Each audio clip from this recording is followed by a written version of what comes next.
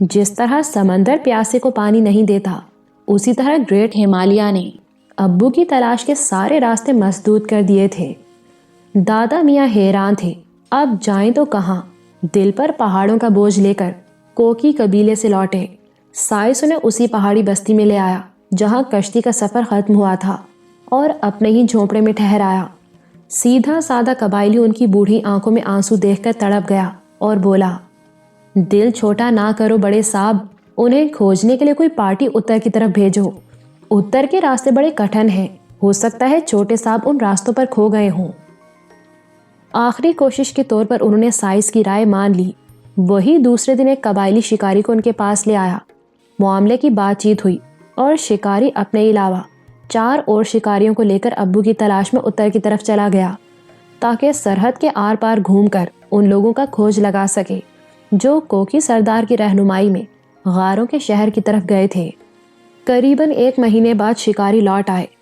اس عرصے میں میاں بادشاہ نے جیدو ہی میں قیام کیا اور بڑی بے چینی سے ان کی واپسی کا انتظار کرتے رہے تھے، مگر وہ بھی کوئی کھوج لگانے میں ناکام رہے۔ ان کی رپورٹ کے مطابق ایک سرحدی قبیلے کے کچھ لوگوں نے ایک قافلے کو 5 مہینے پیشتر کوکی سردار کی میت میں اتر کی طرف جاتے ضرور دیکھا تھا، مگر لوٹتے نہیں دیکھا۔ قبائلی لوگوں سے پوچھا گیا، کیا وہ اس راستے کو کوئی اتا پتہ بتا سکتے ہیں جس پر قافلے نے سفر کیا؟ تو انہوں نے جواب دیا، جس طرف قافلے کا رخ تھا اور جدھر کو اسے جاتے دیکھا گیا ادھر کوئی راستہ ہی نہیں۔ اونچے پہاڑوں اور ننگی چٹانوں کے آس پاس سے گزرتا وہ قافلہ نہ جانے کدھر جا رہا تھا، بس اس کا رخ اتر کی جانب تھا۔ شکاری آسام کی سرحد کے اس پار نہ جا سکے کیونکہ مخدوش حالات کی وجہ سے سرحد بندی کر دی گئی تھی۔ اپنے پروگرام کے مطابق ابو اور ان کے ساتھیوں کو مئی کے آخری ہفتے غاروں کے شہر سے لوٹنا تھا، اور انہی تاریخوں میں آسام اور تبت کے درمیان آندھی اور برف کا ایک بڑا طوفان کئی دن تباہی مچاتا رہا تھا، جس کی تباہی کے ہولناک منظر شکاریوں نے خود دیکھے تھے۔ برف اور تیز ہواؤں کے اس ہلاکت آفرین طوفان سے جو 22-23 مئی کو شروع ہوا اور 31 مئی تک جاری رہا، اس پورے علاقے میں جہاں ان تاریخوں میں ابو اور ان کے ساتھیوں کو ہونا چاہیے تھا، زبردست تباہی پھیلی تھی۔ ہزاروں درخت جڑوں سمیت اکھڑ گئے تھے، بے شمار برفانی تودے پہاڑوں کی بلند چوٹیوں سے نشیبی وادیوں اور گھاٹیوں میں لڑھکتے ٹوٹتے اور ہر چیز کو جو سامنے آئی نیست و نابود کرتے رہے تھے۔ پربتوں کی شوکتی اور ارواح خبیثہ کی مانند چیختی چلاتی طوفانی ہواؤں نے برف کے ٹوٹتے بکھرتے تودوں کو ریزہ ریزہ کر کے اڑا دیا اور دور دور تک پھیلا دیا تھا۔ شاید کئی گلیشیئرز ایک ساتھ ٹوٹے تھے۔ لڑھکتے برفانی تودوں کے ساتھ ساتھ بڑے پتھر بھی قیامت خیز آندھی میں روئی کے گالوں کی مانند اڑتے اور گرتے رہے تھے۔ جس طرح صحراؤں میں ریت کے طوفان کئی روز چلتے اور بعض قافلوں کو جہاں پناہ کی جگہ نہیں ملتی زندہ درگور کر دیتے ہیں، یا سمندروں میں اٹھنے والے طوفان جہازوں اور مسافروں کو نگل جاتے ہیں، اسی طرح برف پوش پہاڑوں اور ان کی برف سے ڈھکی وادیوں اور گھاٹیوں سے گزرنے والے برفانی طوفان بھی تباہی و بربادی کا سندیش لے کر آتے ہیں۔ بھولے بھٹکے قافلے یا اکا دکا مسافر اگر ایسے طوفانوں میں گھر جائیں تو بچنا مشکل ہوتا ہے۔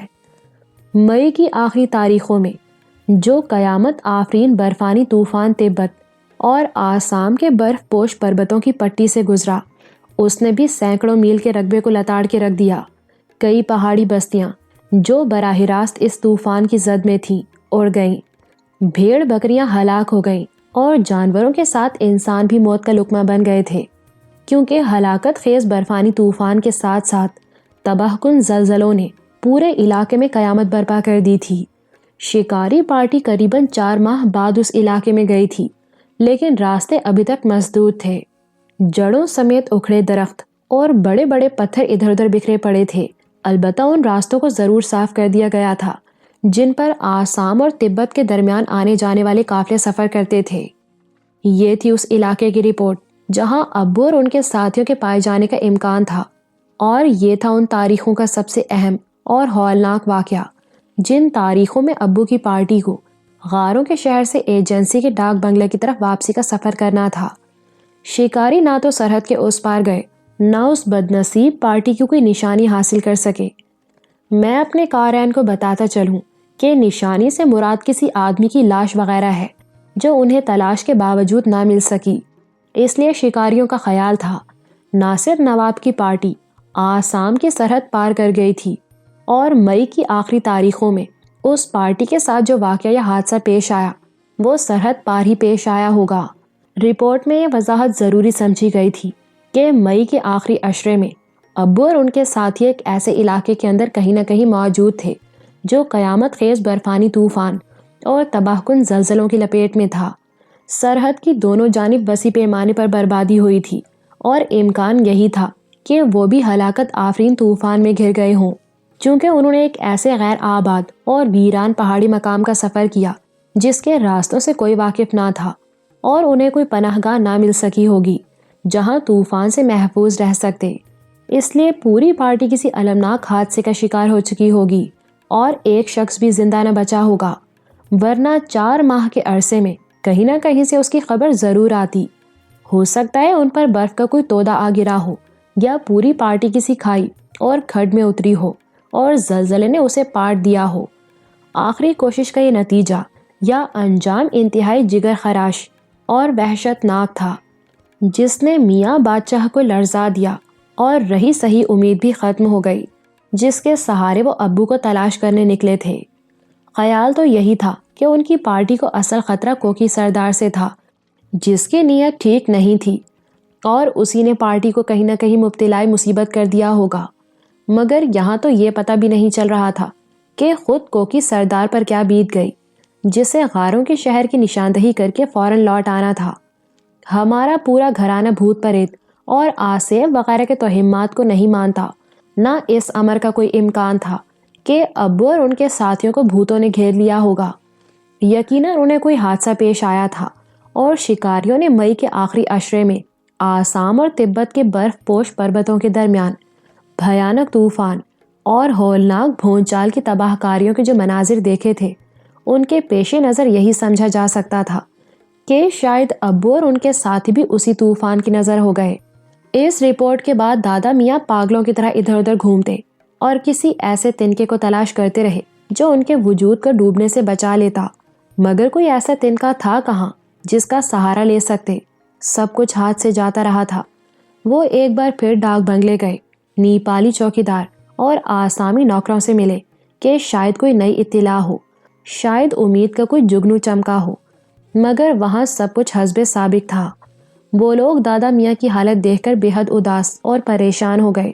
جو بولتے تھے تو یوں لگتا تھا کہ ان کی آواز کوسوں دور سے آ رہی ہے، دیکھتے تھے تو قریب کی چیز بھی نظر نہ آتی اور آنکھوں کے سامنے اندھیرا سا چھا جاتا تھا۔ کھڑے ہوتے تو ٹانگیں کانپنے لگتی اور بیٹھتے تو یوں محسوس ہوتا کسی گہرے کنویں میں ڈوبتے جا رہے ہیں۔ چند ہی روز میں جیسے ان کی زندگی کے کئی سال بیت گئے تھے اور آنکھوں کے حلقوں سے وحشت سی جھانکنے لگی تھی۔ انہوں نے ہر اس آدمی تک رسائی حاصل کی جس سے ابو اور ان کے ساتھیوں کا پتہ چل سکتا تھا، ہر اس دروازے پر دستک دی جس سے گزر کر پارٹی شمال کی جانب روانہ ہوئی، مگر کوئی دروازہ نہ کھلا جس سے امید کی کرن نظر آتی، کوئی راستہ نہ ملا جس پر گمشدہ بیٹے کا سراغ لگا سکتے۔ ابو کے ساتھ جانے والا کوئی مسافر خود لوٹ کر آیا تھا، نہ ان کی کوئی خبر آئی تھی۔ ادھر میاں بادشاہ بیٹے کے لیے دیوانے ہو رہے تھے۔ انہوں نے آسام کے اونچے پربتوں پر کھڑے ہو کر شمال کی طرف چلنے والی ہواؤں سے التجا کی کہ اگر وہ ان کے بیٹے کے بدن کو چھو کر گزری ہوں تو صرف اتنا بتاتی جائیں کہ وہ یوسف گمگشتہ کہاں اور کس حال میں ہے، ان کے جگر کے ٹکڑے پر کیا بیت گئی ہے۔ مگر آسام کے شمالی ہوائیں بھی دامن چھٹک کر نکل گئیں اور دیوانے میاں بادشاہ کو اپنے کسی سوال کا جواب نہ مل سکا۔ وہ پہاڑوں سے سر ٹکراتے اور پوچھتے رہے کہ میرا ناصر کہاں ہے، لیکن دادا کی فریاد پر پہاڑوں کا جگر شک نہ ہوا۔ گریٹ ہمالیہ کے گونگے ہونٹوں کو گویائی نصیب نہ ہوئی کہ وہ ان کے گمشدہ یوسف کی خبر دے سکتے۔ 3 ماہ کی تلاش بے سود کے بعد انہوں نے کانپتے ہاتھوں سے اپنا اٹیچی کیس اٹھایا اور دل پر ایک گہرا زخم لے کر پنجاب کی طرف پلٹے۔ دادا میاں جب سے آسام گئے تھے، لاہور میں ہمارا ہر دن اضطراب میں گزرتا تھا، ہر رات پریشانی میں کٹتی تھی۔ امید و بیم کی ایک عجیب کیفیت تھی جس میں ہم لوگ گرفتار تھے۔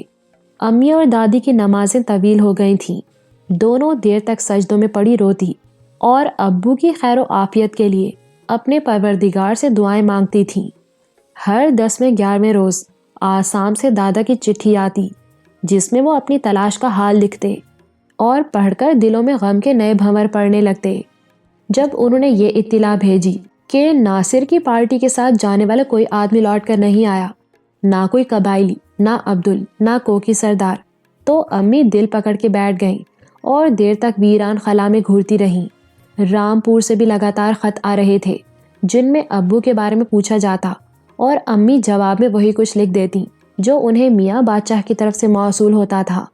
میرے چھوٹے ماموں فیروز بخت کی شادی اپریل میں ہونے والی تھی، مگر بعد ازاں 1 اگست کی تاریخ طے پائی جس کے لیے میری ہونے والی ممانی نگار نے مجھے، امی اور ابو کو خاص طور سے بلایا تھا، لیکن شادی کی یہ تاریخ بھی ملتوی کر دی گئی کیونکہ ابو کی گمشدگی نے رامپور میں ایک سوگ کی سی کیفیت طاری کر دی تھی اور ان حالات میں خوشی کی کوئی تقریب منعقد کرنا مناسب نہ تھا۔ نانا نے امی کو ایک علیحدہ خط لکھا اور تاکید کی تھی کہ ناصر نواب کا صدقہ اتارا جائے۔ خط کے ملتے ہی امی نے 2 بکروں کا صدقہ دیا۔ انہی ایام میں دادا میاں نے آسام کی شمال مشرقی پہاڑی بستی جیدو سے اطلاع بھیجی کہ انہوں نے کچھ شکاریوں کو سرحد کے آر پار کھوج لگانے کے لیے بھیجا ہے۔ پھر شکاریوں کے متعلق 1-2 بار یہی لکھا کہ ابھی لوٹ کر نہیں آئے۔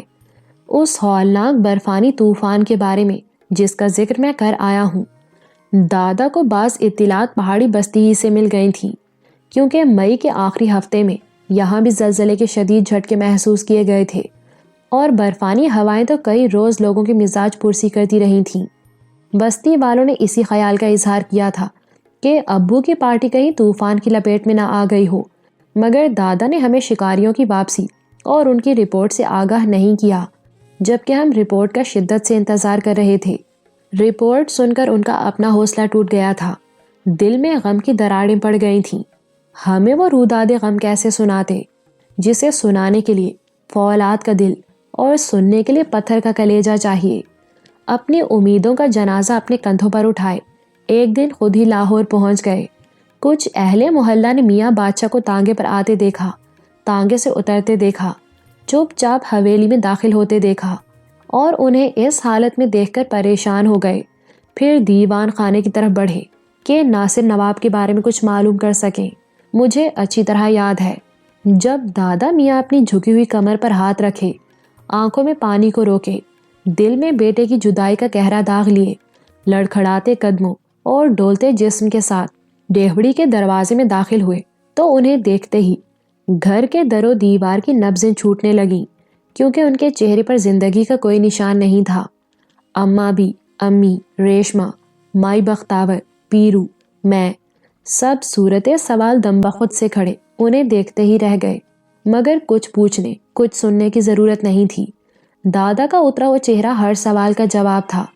بگڑی ہوئی حالت بتا رہی تھی کہ جس گوہرے نایاب کو ڈھونڈنے گئے تھے وہ انجانے راستوں کی دھول میں گم ہو چکا ہے۔ جس گمشدہ یوسف کی تلاش تھی وہ موت کے بازار میں بک گیا ہے۔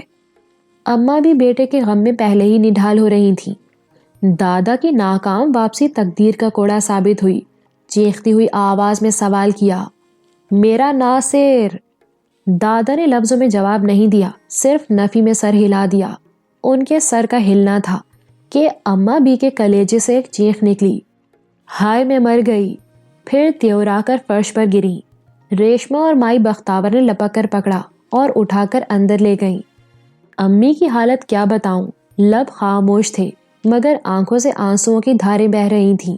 اسی حالت میں تڑپ کے پوچھا، ابا میاں ہمارے سرتاج کہاں ہے؟ دادا نے انہیں بھی کوئی جواب نہ دیا، صرف پلکوں کے پیچھے اٹکے آنسو چہرے پر ڈھلک آئے۔ یہی آنسو امی کے سوال کا جواب تھے مگر وہ بضد ہوئیں۔ ہم لفظوں میں آپ کا جواب سننا چاہتے ہیں ابا میاں، وہ گلوگیر آواز میں بولے۔ ناصر ہم سے دور چلا گیا انجمن بیٹی۔ ایسے موقعوں پر دور کا لفظ عموماً موت کے معنی میں استعمال ہوتا ہے۔ یہ جواب سن کر امی کسی گھائل پنچھی کی طرح تڑپیں، پھر 3 بار نہیں نہیں نہیں کہہ کر اندر بھاگیں اور جاتے ہی بے ہوش ساس پر گر پڑیں۔ میں کم سن ضرور تھا مگر معاملے کی صورت کو سمجھتا تھا۔ ابو کی جدائی اور گھر کی حالت دیکھ کر یوں لگ رہا تھا جیسے کسی نے دل کو مٹھی میں دبا لیا ہو۔ پہلے تو ہکا بکا سا سب کچھ دیکھتا رہا مگر امی کو روتے دیکھ کر رو دیا تو دادا میاں نے لپک کر اٹھایا اور مجھے سینے سے لپٹا کر خود بھی رونے لگے۔ دروازے پر جمع ہونے والے لوگوں کے لیے پیرو نے دیوان خانے کے دروازہ کھول دیا اور انہیں بٹھا کر پھر صحن میں آ گیا تھا۔ ان لوگوں نے اماں بی کی چیخ اور وہ گھائل کر دینے والے الفاظ سن لیے تھے جو بے ہوشی سے قبل ان کی زبان سے نکل گئے۔ غالباً امی اور دادا کے درمیان ہونے والی باتوں کی بھنک بھی کانوں میں پڑ گئی تھی۔ اچانک کسی نے آواز دی، میاں بادشاہ ذرا دیوان خانے میں آئیے۔ دادا نے آواز سن لی مگر ان میں اتنی سکت نہیں تھی کہ کسی کو اپنی بربادی کا ماجرا سنا سکیں۔ بڑھاپے کی لاٹھی ٹوٹ گئی تھی، ضعیفی کا سہارا چھن گیا تھا اور حالت اس ملاح سے کہیں زیادہ ابتر تھی جس کی کشتی منجھدار میں ڈوب چکی ہو۔ پھر بھی انہوں نے مجھے گود سے اتار کر آنسو پونچھے اور کھڑے ہو گئے۔ پیرو انہیں سہارا دے کر دیوان خانے تک لے گیا۔ دادا کے قدم زمین کی بجائے جیسے ہوا میں اٹھ رہے تھے کیونکہ زمین تو ان کے پاؤں تلے سے نکل گئی تھی۔ پیر رکھتے کہیں تھے، پڑتا کہیں تھا۔ یوں تو اہل محلہ حویلی میں بپا ہونے والے کوہرام ہی سے سمجھ گئے تھے کہ تقدیر نے ہمارے ساتھ کیا کھیل رچایا ہے، لیکن لوگوں نے میاں بادشاہ کو اکھڑے قدموں کے ساتھ آتے دیکھا تو دلوں میں ہوک سی اٹھی اور سب اس بد نصیب کے استقبال کے لیے کھڑے ہو گئے جو جوان بیٹے کو کھو بیٹھے تھے۔ میں ابتدا ہی میں بتا آیا ہوں کہ دادا کی سخاوت کے ہاتھ بڑے لمبے تھے، دوسروں کے دکھ سکھ میں شریک ہوتے، سب کے کام آتے اور حاجت مندوں کی ضرورت پوری کر کے بھول جایا کرتے، مگر لوگ ان کے احسان یاد رکھتے تھے۔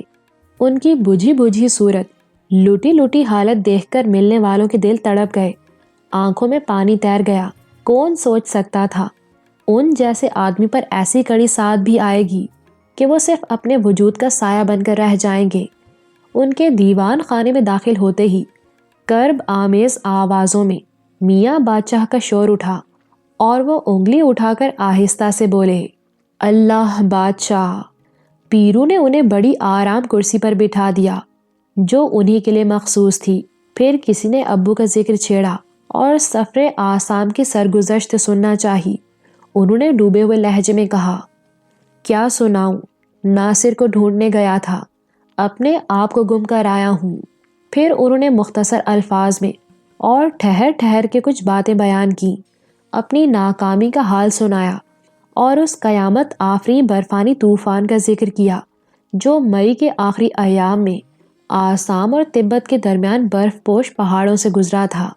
یہ بھی بتایا کہ ان تاریخوں میں ناصر اپنے دوستوں کے ہمراہ اسی آفت زدہ علاقے میں کسی جگہ موجود تھا، مگر کوئی نہیں جانتا کہ ان کے ساتھ کیا حادثہ پیش آیا۔ ہو سکتا ہے وہی ہلاکت خیز طوفان ہماری امیدوں کی صف لپیٹ کر لے گیا ہو۔ لوگوں نے برفانی طوفان اور زلزلوں کی تباہ کاریوں کا حال سنا تو دل تھام لیے، کیونکہ ایسے ہی بھیانک عارضی حادثوں میں بہت سے لوگ گم ہو جاتے ہیں اور ان کا کوئی سراغ نہیں ملتا۔ ابو مئی کی آخری تاریخوں سے لاپتہ تھے، اس لیے یہی سمجھ لیا گیا کہ وہ اپنے ساتھیوں سمیت اسی ہولناک طوفان کی نظر ہو گئے، مگر وطن سے کوسوں دور دیار غیر میں پیش آنے والا یہ سانحہ انتہائی المناک اور تکلیف دہ تھا جس کے تصور ہی سے بدن کے رونگٹے کھڑے ہو جاتے تھے۔ کوئی آنکھ اس داستان حسرت پر اشکبار ہوئے بغیر نہ رہ سکی، کوئی دل ایسا نہیں تھا جو ابو کو پیش آنے والے حادثے پر تڑپ نہ گیا ہو۔ میاں بادشاہ کی مصیبت کو سب نے اپنی مصیبت سمجھا، مگر وہ ڈوبی ڈوبی آواز میں کہتے رہے، میرے اللہ کی مرضی یہی تھی۔ دادا میاں نے جو کچھ سنایا، لوگوں نے جو کچھ سمجھا، وہ سب پر واضح تھا، لیکن ایک عجیب بات جس کا ذکر میں ضروری سمجھتا ہوں یہ تھی کہ کسی نے فاتحہ خوانی کے لیے ہاتھ نہ اٹھایا۔ لوگ شام تک دادا سے ملنے آتے اور اظہار ہمدردی کرتے رہے۔ ابو کا ذکر بار بار ہوتا، ان کے دوستوں کی آنکھیں بھیگ جاتی، پھر بھی کسی نے فاتحہ خوانی نہ کی۔ شاید لوگ ڈرتے تھے کہ میاں بادشاہ کا غم شدید ہو جائے گا جو پہلے ہی تصویر غم بن کے رہ گئے تھے۔ حادثہ ایسا سنگین تھا اور مصیبت ایسی دردناک تھی کہ غم نے سب کو ایک ہی رسی میں باندھ لیا، جس نے سنا کلیجہ پکڑ لیا۔ ابو کی شخصیت اور میاں بادشاہ کی عادت ہی ایسی تھی کہ لوگ ان سے پیار کرتے تھے۔ مردوں کے ساتھ محلے کی عورتوں کا بھی تانتا سا بندھ گیا۔ اماں بی کی بے ہوشی تو ٹوٹ گئی، مگر بستر پر مردہ سی پڑی رہی۔ یوں لگتا تھا ہوش میں آ کر بھی ہوش سے بیگانہ ہے۔ اچانک کسی عورت نے پوچھا، بہو بیگم کہاں ہے؟ اس موقع پر سب کو امی کی فکر تھی۔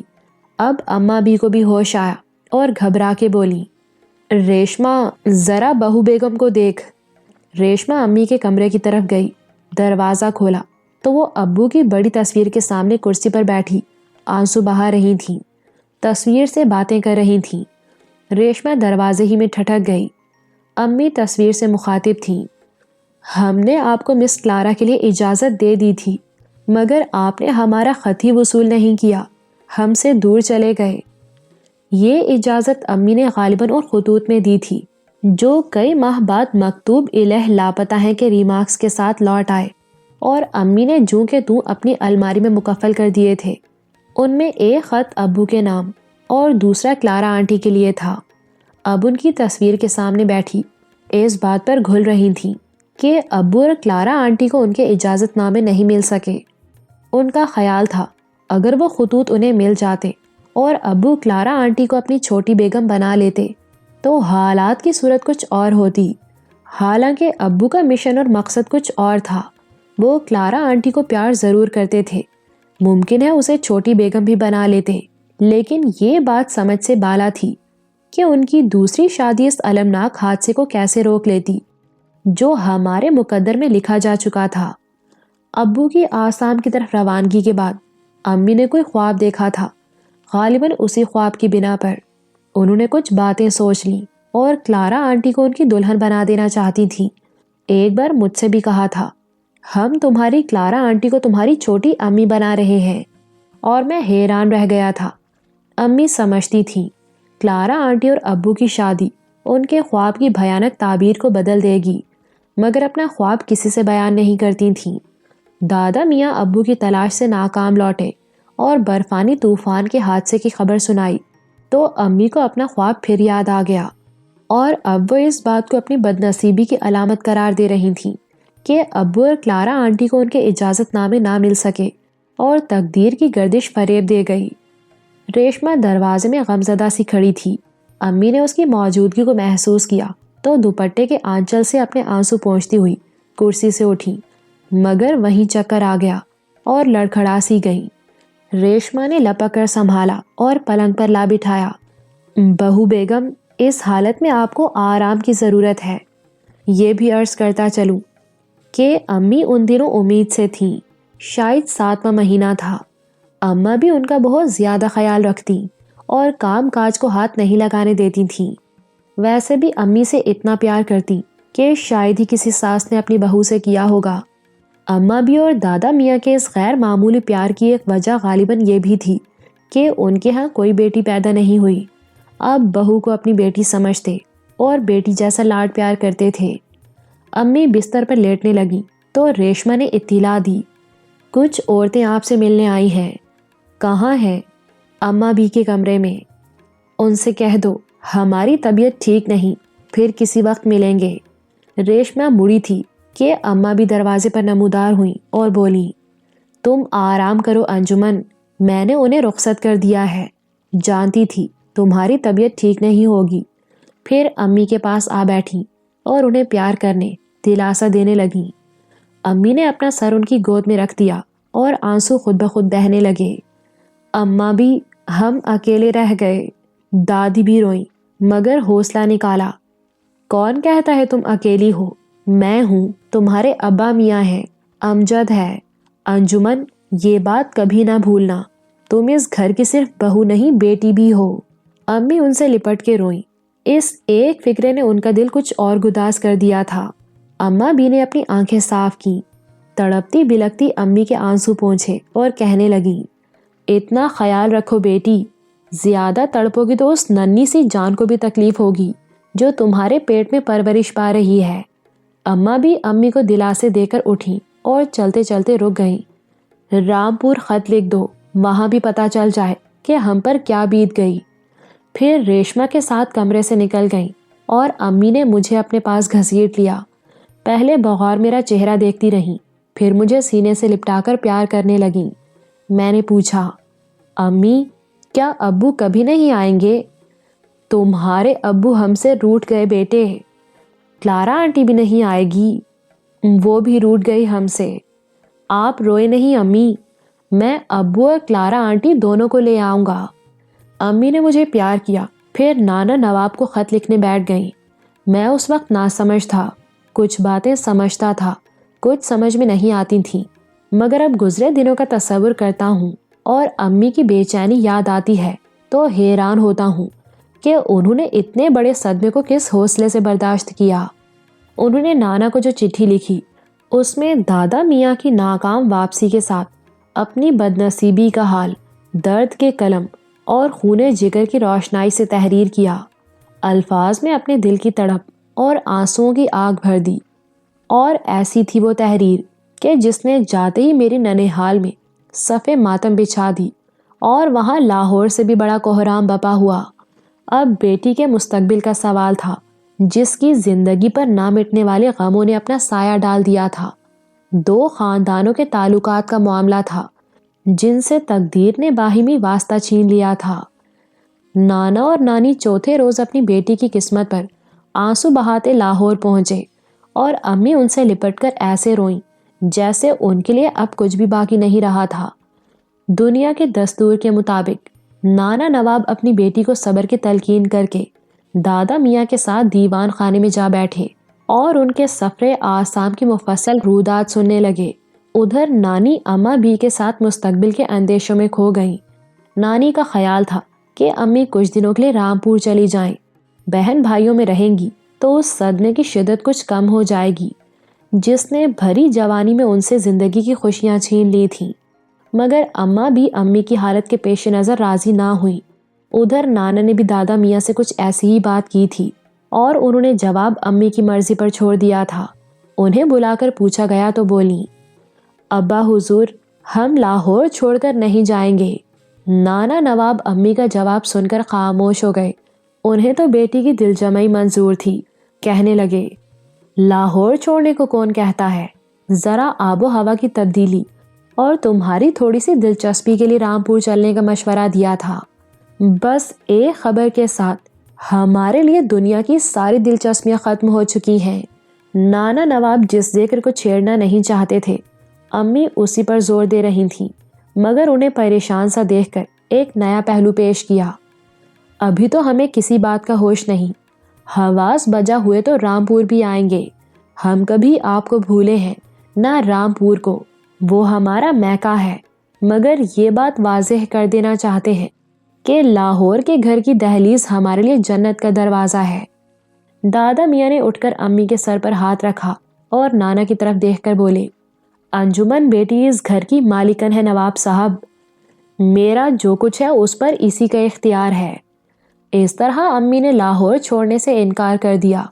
یوں تو پورے گھر میں امی کا راج تھا اور ان کی رضامندی کے بغیر یہاں تنکا بھی دوہرا نہیں ہو سکتا تھا، مگر ان ایام میں اماں بھی نے خاص طور پر ہر بات انہی کے اختیار پر چھوڑ دی تھی۔ ہر معاملے میں انہی کی مرضی کو ترجیح دیتی تھیں، تاکہ کسی کو یہ احساس نہ ہو کہ بیٹے کے بعد گھر سے بہو کا اختیار کم ہو گیا ہے، بلکہ یہ کہنا درست ہوگا کہ امی کا اختیار پہلے سے بڑھ گیا تھا۔ اماں بھی اور دادا میاں چاہتے تھے وہ گھر کے معاملات میں اتنی مصروف ہو جائیں کہ کسی دوسری بات کا دھیان ہی نہ رہے۔ دادا نے کچھ کاروباری امور بھی ان کے سپرد کر دیے تھے، سب لینا دینا انہی کے ہاتھ میں تھا۔ بڑے گریٹ آدمی تھے میاں بادشاہ۔ نانا نانی 4-5 روز لاہور میں گزارنے کے بعد واپسی کے لیے تیار ہوئے تو امی کو بلا کر کہنے لگے، ماں باپ کو خالی ہاتھ رخصت نہ کرنا، یہ ہمارے گھر کی روایت کے خلاف ہوگا۔ امی حیران و پریشان ہو گئیں۔ یوں تو نانا نواب کے ہاں اللہ کا دیا سب کچھ تھا اور وہ اپنی استطاعت کے مطابق بیٹی کو بھی کچھ دیتے رہتے تھے، لیکن میاں بادشاہ کے دستور ہی نرالے تھے۔ گھر میں جو مہمان آتا اسے کچھ دیے بغیر رخصت نہ کرتے۔ ان کا ایمان تھا تقسیم کرنے سے مال بڑھتا ہے، کم نہیں ہوتا۔ رشتہ داروں کا اپنی دولت پر حق سمجھتے اور مختلف ذریعوں سے یہ حق ادا کرتے تھے۔ امی کو پریشان دیکھ کر بولے، حیرت کیسی؟ ناصر نہیں تو کیا ہوا؟ تم جو ہو، گھر کے معمولات میں فرق نہیں آنا چاہیے۔ میاں بادشاہ چاہتے تھے امی اپنے عزیزوں کو ان کی دولت سے کچھ نہ کچھ ضرور دیتی رہیں، کیونکہ اس طرح تعلق بڑھتا ہے۔ روانگی سے تھوڑی دیر پہلے نانی اپنے گھر کا دکھڑا لے کر بیٹھ گئیں۔ میرے چھوٹے ماموں فیروز بخت کی شادی مارچ میں طے پائی تھی، بعد ازاں اگست کی تاریخ مقرر ہوئی، مگر ابو کی وجہ سے یہ تاریخ بھی ملتوی کرنا پڑی کیونکہ وہ آسام سے لوٹ نہ سکے تھے۔ اب شادی کے لیے 4 دسمبر کی تاریخ پکی تھی کہ ابو کے المیہ نے ایک اور صورت پیدا کر دی۔ نانی اماں کا خیال تھا شادی کی تاریخ تیسری بار ملتوی کرنا مناسب نہ ہوگا، جس پر دادی نے کہا، دنیا کا سلسلہ دنیا کے ساتھ چلتا ہے، آپ تاریخ ملتوی نہ کیجیے۔ پھر ہم چاہتے ہیں آپ سب لوگ انجمن کے ساتھ 1 دسمبر ہی کو رامپور آ جائیں۔ دسمبر میں تو اس کے دن پورے ہو جائیں گے، گھر سے نکلنا مشکل ہوگا اور میں بھی اسے تنہا چھوڑ کے نہ آ سکوں گی۔ امی کی ایک ایسی مجبوری تھی جسے نانی اماں بھی نظر انداز نہ کر سکیں اور خاموش ہو گئیں۔ دادی نے انہیں اطمینان دلایا، بہو بیگم چلہ نہا لے گی تو اپنے ساتھ لے کر رامپور آؤں گی۔ امی کو اس بات کا احساس تھا کہ جس شادی کے لیے نگار نے خاص طور پر شرکت کے لیے کہا تھا اس میں شریک نہ ہو سکیں گی۔ بولی، شادی کے فوراً بعد آپ بننے میاں اور نگار کو لاہور بھیج دیجیے گا، کچھ دن ہمارے پاس رہیں گے تو شادی میں ہماری غیر حاضری کی تھوڑی سی تلافی ہو جائے گی۔ نانی اماں نے اس تجویز کو پسند کیا، مگر امی پر ایک اور کیفیت گزر گئی۔ ہمارے قیام رامپور کے دوران نگار نے خود لاہور دیکھنے کی خواہش ظاہر کی تھی اور امی جانتی تھی اس کی اصل دلچسپی لاہور سے نہیں کسی اور سے تھی، اور وہی لاہور کو داغ مفارقت دے گئے تھے۔ پھر بھی نگار کو اپنے چھوٹے بھائی کے ساتھ اس لیے مدعو کر لیا کہ ابو نے اسے لاہور بلانے کا جو وعدہ کیا تھا وہ پورا ہو۔ امی نے اپنے والدین کو میاں بادشاہ کی ہدایت کے مطابق رخصت کیا اور بہانے سے کچھ زیور اور کپڑے ان کے سامان میں رکھ دیے کہ بننے میاں کی شادی میں کام آئیں گے۔ نانا نواب اور نانی میاں دونوں جانتے تھے کہ میاں بادشاہ امی کو بہو کم بیٹی زیادہ سمجھتے ہیں اور ان کے آرام کا پورا خیال رکھیں گے۔ پھر بھی غمزدہ بیٹی سے جدا ہونے لگے تو کلیجہ بھر آیا اور امی کو تسلی دیتے خود دل پر غم کا بوجھ لیے رامپور لوٹ گئے۔ اب جو دن شروع ہوئے ان کی کیفیت ہی کچھ اور تھی، نہ دن کٹتا تھا نہ رات گزرتی تھی، مگر وقت کی گردش جاری تھی اور لمحے بیت رہے تھے۔ اماں بھی بیٹے کے غم میں چارپائی سے جا لگیں۔ دادا میاں سینے پر پہاڑ سا بوجھ لیے پھرتے اور امی اکثر کمرے میں پڑی چپکے رویا کرتی تھیں۔ سرما شروع ہوا تو ہمارے چہروں کی طرح گھاس کا رنگ بھی پیلا پڑ گیا۔ آدمی گزری خوشیاں بھول جاتا اور اپنے غم ہمیشہ یاد رکھتا ہے کہ فلاں وقت یوں ہوا تھا اور یہ مصیبت ٹوٹی تھی، مگر میں ابتدا ہی میں بتا آیا ہوں کہ ہم نے آج تک خوشیوں کے سوا کچھ دیکھا ہی نہیں تھا۔ ہمیں کائنات کا ہر منظر حسین اور خوبصورت نظر آتا تھا۔ ہماری زندگی اس موسم بہار کی مانند تھی جس میں درخت ہرے بھرے ہوتے ہیں، کونپلیں پھوٹتی ہیں، شاخیں نکلتی ہیں، پھول پڑتے ہیں، پھل لگتے ہیں اور ساری دنیا کھاتی ہے۔ لیکن اب تو کائنات بدلی اجڑی سی دکھائی دیتی تھی، جس میں کوئی رنگ نہ تھا، کوئی خوشی نہ تھی، بس گزرے دنوں کی یادیں اور بیتے موسموں کی یادداشتیں باقی رہ گئی تھیں۔ بستے نومبر کے دن تھے۔ میں اسکول سے لوٹا تو امی اپنی الماری کھولے بیٹھی، وہ دونوں خط نکال کر پڑھ رہی تھیں یا دیکھ رہی تھیں جو انہوں نے ابو اور کلارا آنٹی کو لکھے مگر ان تک پہنچ نہ سکے اور لوٹ آئے تھے۔ میرے آتے ہی خط جھٹپٹ الماری میں مکفل کر دیے اور میرا کھانا لگانے میں مصروف ہو گئیں۔ پہلے میرے لیے ریشمہ کھانا لگایا کرتی تھی، مگر جب سے دادا میاں آسام سے لوٹے اور ہماری زندگی کی شب و روز پر غم کی مہر لگی، میرا کھانا امی خود لگاتی تھیں۔ ایک بار میں نے کہا بھی، امی آپ کیوں کھانا لگاتی ہیں؟ ریشمہ جو ہے۔ امی نے جواب دیا تھا، ہم کس لیے ہیں بیٹے، اب تمہاری خدمت ہی تو ہماری زندگی ہے۔ یہ بھی بتا دوں کہ صرف امی ہی نہیں، گھر کا ہر فرد مجھ پر پہلے سے زیادہ توجہ دینے لگا تھا۔ سب لوگ میری صورت میں ابو کی صورت دیکھنے کی کوشش کرتے تھے اور میں سب کی نگاہوں کا مرکز بن گیا تھا۔ اس داستان حسرت کو پڑھنے والے جانتے ہیں کہ یہ ہولناک سرگزشت جو میں بیان کر رہا ہوں 2 حصوں میں بٹی ہوئی ہے، اور اس کا پہلا حصہ ابو کے خطوط سے ترتیب دیا گیا ہے جو انہوں نے سفر کے دوران لکھے، اور پیش آنے والے ہر واقعے کو تفصیل کے ساتھ رقم کیا۔ کلارا آنٹی کے کچھ خطوط بھی شامل کر دیے ہیں جو اس سرگزشت عجیب سے تعلق رکھتے اور ابو کی کتاب سفر کا حصہ ہیں۔ یقیناً میرے قارئین کو ان خطوط سے بھی دلچسپی ہوگی جو امی نے ابو اور کلارا آنٹی کے نام لکھے۔ امی کے پہلے 2 خط جو دریائے ہگلی کے کنارے واقع رائل ہوٹل کلکتہ کے پتے پر ارسال کیے گئے تھے مجھے نہیں مل سکے کیونکہ امی نے ان کی کوئی نقل نہیں رکھی تھی۔ وہ دونوں خط ابو اور کلارا آنٹی کے ساتھ ہی ہماری نظروں سے اوجھل ہو گئے، حالانکہ انہی میں امی کا وہ اہم خط بھی تھا جس میں انہوں نے اپنے خواب کا حال لکھا اور مس کلارا کو ابو کا خیال رکھنے کی تاکید کی تھی۔ مگر وہ خطوط جو شمال مشرقی سرحدی ایجنسی کے آخری ڈاک بنگلے کے ایڈریس پر پوسٹ کیے گئے اور 3 ماہ کے بعد واپس آ گئے، امی کے ریکارڈ میں محفوظ تھے۔ میرے قارئین ان خطوط کا مضمون جاننے کے لیے بے چین ہوں گے جنہیں امی کے اجازت نامے قرار دیا جا سکتا ہے۔ دونوں خط مجھے ان کی مکفل الماری سے دستیاب ہو گئے تھے، اس لیے اپنے پڑھنے والوں کی معلومات کے لیے درج ذیل کرتا ہوں۔ پہلا خط ابو کے نام ہے، لاہور، 6 مئی 1914۔ ہمارے سرتاج، آداب، تم سلامت رہو 1000 برس، ہر برس کے دن ہوں 50,000۔ آپ کا وہ طویل خط ہمیں مل گیا جس میں کولکتہ سے لے کر آسام کی شمال مشرقی سرحدی ایجنسی کے آخری ڈاک بنگلے تک سفر کی رویداد پوری تفصیل بلکہ جزیات کے ساتھ درج ہے۔ ہم تسلیم کرتے ہیں کہ آپ نے حالات کا پورا نقشہ ہمارے سامنے پیش کر دیا اور اپنی رویداد سفر اس طرح لکھی ہے جیسے مغرب کے افسانہ نگار کہانی لکھتے ہیں۔ آپ کا یہ خط ہم نے شروع سے آخر تک بڑی دلچسپی اور لگن سے پڑھا اور یوں محسوس ہوا کہ ہم بھی آپ کے ساتھ ساتھ سفر کر رہے اور ان تمام واقعات کو بچشم خود دیکھ رہے ہیں جن کی تصویر آپ نے قلم سے کھینچی ہے۔ ہم یہ خط 2 بار اور سابارہ پڑھیں گے کیونکہ آپ کی تحریر بار بار پڑھنے کو جی چاہتا ہے، مگر فی الحال فوری طور پر خط کا جواب لکھنے بیٹھ گئے اور اپنے دل کی دھڑکنیں آپ کو ارسال کر رہے ہیں تاکہ ہماری یہ چٹھی جلد از جلد آپ کے ہاتھوں تک پہنچ سکے۔ سرتاج، سب سے پہلے تو ہم آپ کی جادو بیانی پر مبارکباد دیتے ہیں کہ آپ نے بڑی خوبصورتی سے حقیقت کو افسانے کا روپ دیا اور سفر کے واقعات کو ایک لڑی میں اس طرح پرو دیا ہے کہ وہ کہانی معلوم ہوتے ہیں۔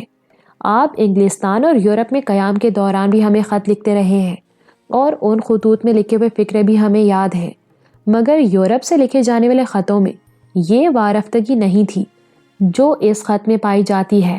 شاید اس وارفتگی کا ایک سبب یہ بھی ہو کہ مس کلارا جیسی خوبصورت لڑکی آپ کی رفیق سفر ہے اور حسن و جمال کا عکس آدمی کے احساسات پر ضرور پڑتا ہے۔ لاہور میں جب ہم نے آپ سے وعدہ لیا تھا کہ اس سفر میں جو واقعہ پیش آئے گا ہمیں حرف بحرف لکھیں گے تو باخدا یہ سوچا بھی نہیں تھا کہ آپ واقعہ نویسی میں اتنی تفصیل تک چلے جائیں گے اور جزیات نگاری میں فرانس کے ناول نگار الیگزینڈر دوما کو بھی پیچھے چھوڑ دیں گے۔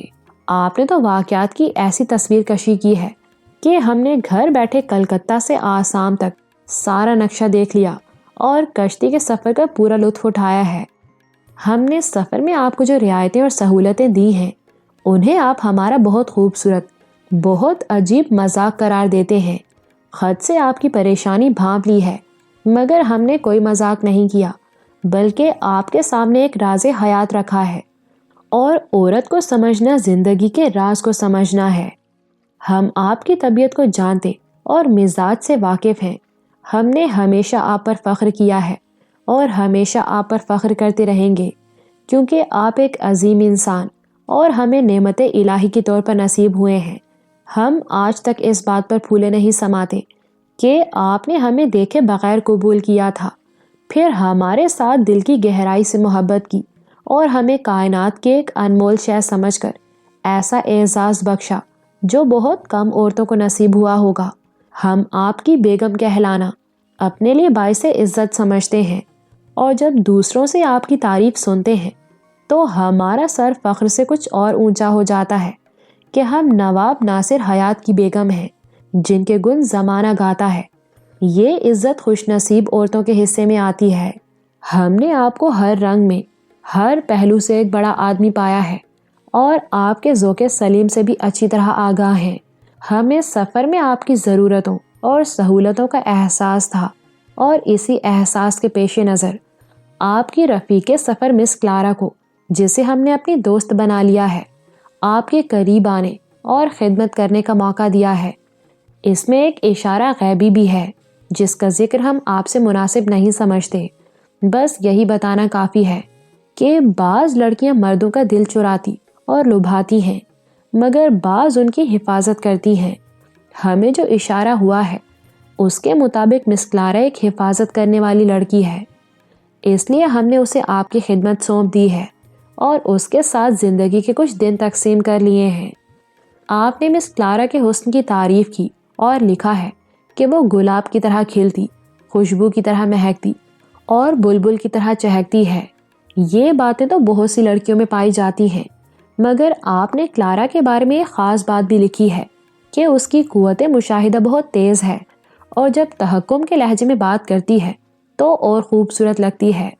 اب ہم بھی آپ کو ایک خاص بات بتائیں کہ جو لڑکی تحکم کے لہجے میں بات کرتی ہے اس میں خود اعتمادی کے ساتھ قوت فیصلہ بھی ہوتی ہے، اور اسے مرد کے لیے حفاظت کی چھتری سمجھنا چاہیے۔ آپ کا یہ سفر شاید خطرناک بھی ہو جیسا ہم سمجھنے لگے ہیں جب ہی آپ کو حفاظت کی چھتری میں دے دیا ہے، کیونکہ جس طرح ہماری محبت ہر جگہ اور ہر مقام پر آپ کے گرد حفاظت کی ایک دیوار کھڑی کر دے گی، اسی طرح کلارا حفاظت کی چھتری بن کر آپ کو خطروں سے محفوظ رکھے گی۔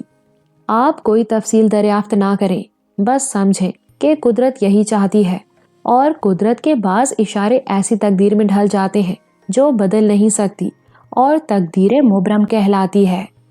اس اشارتی گفتگو کے بعد ہم آپ سے تھوڑی سی شاعرانہ بات بھی کریں گے۔ آپ شاعر بے شک نہیں، مگر طبیعت موزوں، مزاج شاعرانہ اور لٹریچر کا اعلیٰ ذوق رکھتے ہیں، اور ہم نے کہیں پڑھا ہے کہ دنیا کی ہر خوبصورت عورت شاعر کی عزیز ہوتی ہے، اور وہ تخیل کے جھروکوں میں بٹھا کر اس سے گفتگو کرتا ہے، اس کے حسن و جمال کی تعریف میں شعر لکھتا ہے، یا دوسرے معنوں میں اس سے اظہار عشق کرتا ہے۔ آپ نے بھی تو اپنی رفیق سفر کی خوبصورتی بیان کی ہے، نظم میں نہیں تو نثر میں ہی صحیح، اور اس سے ایک جذبے کا اظہار ہوتا ہے۔ یہ جذبے انسان کو قدرت کی طرف سے ودیعت کیے جاتے ہیں، اور ان کی مخالفت کسی کو زیبا نہیں۔ خوبصورتی خدا کی عنایت ہے، اور اس کی تعریف اس کے خالق کی تعریف ہے۔ آپ ہی نے ہمیں بتایا تھا کہ اللہ حسین و جمیل ہے اور حسن و جمال سے محبت کرتا ہے۔ جب ذات الہی خود خوبصورت اور خوبصورتی کو پسند کرتی ہے تو آدمی اس صفت سے بھلا کس طرح محروم رہ سکتا ہے؟ حسن کو پسند کرنا تو اس کی فطرت ہے۔ یہی وجہ ہے کہ ہر شاعر، ہر بڑا آدمی حسین عورتوں سے محبت کرتا ہے، اور ہر خوبصورت عورت شاعروں اور بڑے آدمیوں سے دلچسپی رکھتی ہے۔ آدمی اپنے خیالات یا کسی بلند مقصد یا آدرش سے بڑا ہوتا ہے، اور بعض خوبصورت عورتیں اسے کامیابی کی راہ دکھاتی ہیں۔ اس لیے اگر آپ کلارا کے حسن کی تعریف کرتے ہیں اور وہ آپ سے دلچسپی رکھتی ہے یا محبت کرتی ہے تو اس قصے میں خلاف فطرت کوئی بات نہیں، بلکہ ہم تو عظیم قدرت کا اشارہ پا کر خود اسے آپ سے قریب کر دینا چاہتے ہیں، کیونکہ آپ بھی بڑے آدمی ہیں اور ایک بڑے مقصد کے لیے گھر سے نکلے ہیں۔ آپ نے تو ہمیں اطلاع نہیں دی، شاید خط ایک دن پہلے لکھ دیا تھا۔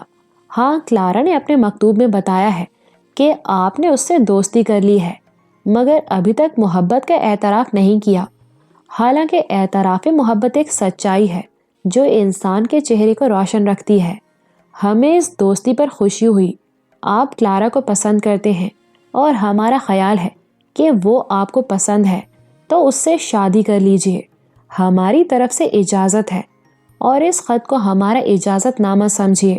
بلکہ اگر آپ اپنے ذہن کو حیرت سے دوچار نہ ہونے دیں تو بتائیں کہ ہم خود مس کلارا کو آپ کی دلہن بنا دینا چاہتے ہیں۔ شاید یہ قدرت کا فیصلہ ہے جو آپ کو انجانے راستوں پر لیے جا رہی ہے۔ ہم جانتے ہیں کلارا کو آپ سے غیر معمولی دلچسپی ہو چکی اور آپ کو جیتنا چاہتی ہے، اور ہمارا خیال ہے کہ جیت لے گی، مگر اس کی جیت ہماری ہار نہیں۔ ہمیں جو اشارہ ہوا ہے اس کے مطابق ہماری یہی خواہش ہے کہ وہ آپ کو جیت لے۔ آپ حیران ہوں گے، ہم نے رام پور میں نگار کی ایک خوبصورت سی بھول کا اتنا نوٹس لیا کہ بڑی بھاوت سے شکایت کرنے پر تیار ہو گئے تھے، اور اب آپ کو مس کلارا سے دوستی اور شادی کی اجازت دے رہے ہیں۔ مگر وہاں کچھ اور صورتحال تھی، یہاں کچھ اور ہے۔ باخدا آج نگار کی حرکت یاد آتی ہے تو ساتھ ہنسی بھی آ جاتی ہے کہ اس نے آپ کے چہرے پر کتنے دھبے چھوڑے تھے، اور آخر وقت تک آپ سے ولایتی لپسٹک کی فرمائش کرتی رہی تھی کہ داغ دھبے نہ پڑیں۔ اب ہم سوچتے ہیں کہ بیچاری نگار کا کیا قصور، اچھی صورت پہ تو پیار آ ہی جاتا ہے۔ زنانیں مصر بھی یوسف کے لیے دیوانی ہو گئی تھیں، اور انہیں دیکھ کر اتنی خود رفتہ ہوئیں کہ سیب کاٹتے کاٹتے محوت جمال میں اپنے ہاتھ زخمی کر لیے۔ نگار نے ہمارے یوسف خوابیدہ کے چہرے پر صرف دھبے ہی چھوڑے تھے۔ اگر اس کی بننے میاں سے منگنی نہ ہو چکی ہوتی تو ہم اسے بھی اپنا جی گنگا جمنی کرنے سے نہ روکتے اور آپ کا تماشا دیکھتے۔ لیکن کلارا کا معاملہ کچھ اور ہے۔ ہم سمجھتے ہیں قدرت اسے خود یورپ اور انگلستان سے نکال کر آپ کے پاس لے آئی اور چاہتی ہے کہ آپ اسے قبول کریں۔ ہم آپ کو بار بار ایک اشارہ غیبی کی طرف توجہ دلا رہے ہیں کہ وہ پرخطر سفر میں آپ کے لیے حفاظت کی چھتری ہے۔ اگر وہ آپ کو کسی کام سے ٹوکے یا کسی جگہ جانے سے روکے تو سمجھ لیجئے کہ کلارا نہیں، آپ کی انجمن آپ کو روک رہی ہے۔ ہمیں امید ہے آپ کنیز کی یہ تمنا پوری کریں گے۔ ہم نے ایک فائل نکالی ہے جس کے مطابق 20 مئی سے 20 جون تک آپ کو خطرہ درپیش ہے۔ ہمیں بار بار خیال آتا ہے کہ کوئی بلائے عظیم آپ کے تعاقب میں ہے اور کسی عفریت کی طرح آپ پر جھپٹتی ہے۔ ہمیں کلارا کا ہاتھ نظر آتا ہے جو اس بلائے عظیم کو آپ سے روکنے کی کوشش کرتا ہے، مگر پھر معلوم نہیں کہ کیا ہوتا ہے۔ اسی لیے ہم نے کلارا سے درخواست کی ہے کہ وہ آپ کو کسی خطرناک مقام پر نہ جانے دے۔ اس نے ہمیں یقین دلایا ہے کہ باحفاظت آپ کو ہمارے پاس لے آئے گی۔ ہم نہیں جانتے سفر میں کون سے حالات پیش آنے والے ہیں جن کے تصور سے ہمارا دل ڈوبا جاتا ہے، مگر سوچتے ہیں کہ آپ اپنے وعدے کے مطابق جلد لوٹ آئیں گے اور کلارا کو جس حالت میں بھی ساتھ لے کر آئیں گے ہم اسے قبول کریں گے۔ سرتاج، کئی دن سے ہم بڑے بے چین ہیں۔ ایک منحوس خیال ہمارے ذہن میں گھس کر بیٹھ گیا ہے اور کوشش کے باوجود ہم اس سے چھٹکارا حاصل نہیں کر سکے، اس لیے آپ کو اپنی حفاظت کی تاکید کرتے ہیں۔ کلارا خوش قسمت ہے جسے ایک تاریخی سفر میں آپ کی رفاقت حاصل ہے۔ اب ہم بھی محسوس کر رہے ہیں کہ کاش اس یادگار سفر میں آپ کے رفیق ہوتے اور ان تمام خطروں کو روک دیتے جو کسی طوفان بلاخیز کی صورت آپ کی جانب بڑھتے دکھائی دیتے ہیں۔ یہ بھی سوچتے ہیں کاش آپ نے ہمیں کولکتہ ہی میں طلب کر لیا ہوتا، مگر یہ تو قدرت کا فیصلہ تھا کہ کلارا آپ کی رفیق سفر ہوگی۔ ہم نے قدرت کا یہ فیصلہ تسلیم کر لیا ہے اور چاہتے ہیں کہ آپ بھی اس فیصلے کو تسلیم کریں۔ اگر آپ نے 20 مئی سے پہلے کلارا کو اس کی خواہش کے مطابق قبول کر لیا تو ہم آپ کی طرف سے مطمئن ہو جائیں گے، کیونکہ قدرت کے فیصلے قبول کر لینے سے بعض آفات ٹل جاتی ہیں۔ آپ نے ہمارا اشارہ سمجھ لیا ہوگا۔ ہم 30 جون کو آپ کی واپسی کے منتظر ہوں گے، کیونکہ آپ نے 3 ماہ میں لوٹ آنے کا وعدہ کیا تھا، اور 30 جون کو 3 مہینے پورے ہو جائیں گے۔ آپ کو یاد ہوگا نگار اور بننے میاں کی شادی اگست میں ہو رہی ہے۔ آپ کی آسام روانگی کے بعد نگار کا ایک خط آیا تھا جس میں اس نے اندیشہ ظاہر کیا ہے کہ پہلے آپ صرف 2 سال کے لیے انگلستان گئے اور 5 برس کے بعد لوٹے تھے، اب 3 ماہ کے وعدے پر آسام گئے ہیں تو کہیں 6-7 مہینے نہ لگا آئیں۔ اس نے فرمائش کی ہے کہ ہم لوگ شادی سے 1 ماہ پہلے ہی رامپور آ جائیں تو اچھا ہوگا۔ آپ کو سلام کے ساتھ پیغام بھجوایا ہے کہ ہمارا تحفہ ضرور لائیے گا۔ آپ کچھ سمجھے؟ ولایتی لپسٹک مانگتی ہے اور آپ کو بہانے سے یاد کر رہی ہے، مگر نہیں جانتی کہ اب تو آپ ایک ولایتی دلہن بھی لے کر آئیں گے۔ ہم چاہتے ہیں کہ آپ کلارا کو لے کر آئیں تو اپنے ساتھ اسے بھی رامپور لے چلیں تاکہ وہ دیکھ لے کہ ہمارے یہاں دلہن کی رخصتی کیسے ہوتی ہے۔ بس 1 2 باتیں کر کے آپ سے رخصت چاہیں گے۔ پروفیسر ہرش اور مسز اسٹیلا سونیا سے کلارا کے لیے خود بات کیجیے اور اس معاملے میں ہمارے اصرار کو اشارہ غیبی سمجھیے۔ یہ امر ان امور غیبیہ میں سے ہے جس کی حکمت انسان سے مخفی رکھی جاتی ہے، مگر علامتی طور پر ایک مبہم سی جھلک دکھا کر کچھ اشارے کیے جاتے ہیں کہ پیش آنے والے حالات میں انسان جو راستہ اختیار کرے گا نتائج اسی کے مطابق ظہور میں آئیں گے۔